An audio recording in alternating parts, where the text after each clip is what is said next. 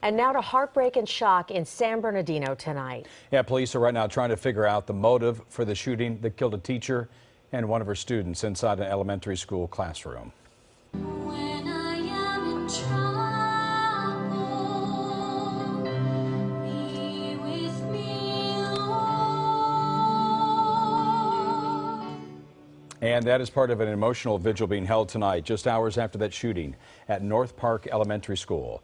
Here's the latest tonight. Now, police say Cedric Anderson shot and killed his estranged wife, Karen Smith, in her special needs classroom. He also killed a student, 8-year-old Jonathan Martinez, before taking his own life. Another student, a 9-year-old boy, was shot and is listed in stable condition tonight.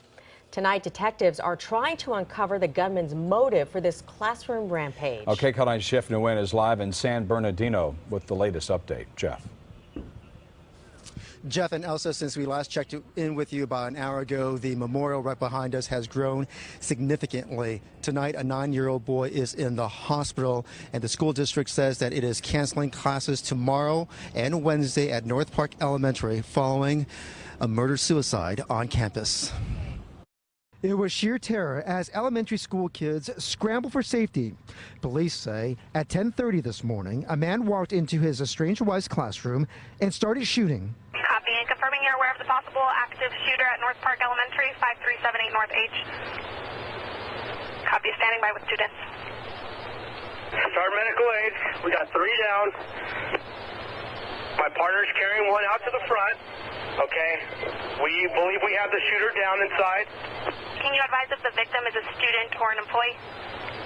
Both. It's both.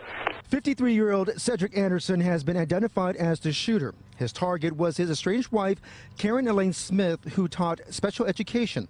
Police say Anderson walked into her classroom with 15 students inside and opened fire. And our prayers go out to everyone who was affected. Police say the teacher died before her husband turned the gun on himself. Cedric entered the classroom and, from what we understand, without saying anything, armed with a large caliber revolver, opened fire on his wife. 2 students who were standing behind their teacher were also hit. 8-year-old Jonathan Martinez died from his wounds.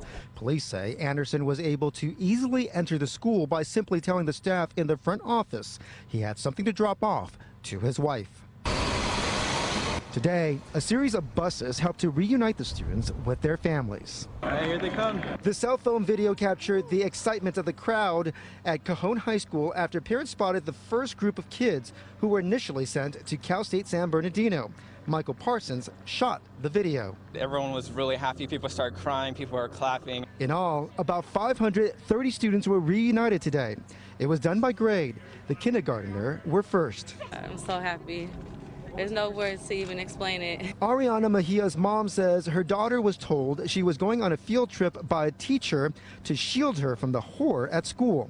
They just told me that I had to go outside with the rest of the class, and it was kind of scary for me, so I was almost about to cry. We also found plenty of tears of gratitude today.